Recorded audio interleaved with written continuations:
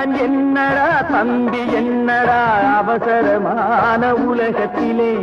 ஆசை கொள்வதில் அர்த்தம் என்னடா காசில்லாதவன் குடும்பத்திலே ஆற்றங்கரை ஓரத்திலே யாருமற்ற நேரத்திலே வீற்றிருந்த மணற்பரப்பு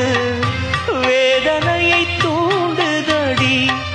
பூத்தி பனி போல கண்களில் ஆடும் மல்லிகை தோட்டம் கண்டேன் அழகான வெள்ளைக்கிங்கே களங்கங்கள் இல்லை கல்லை உடைத்தாலும் நீர் வரும்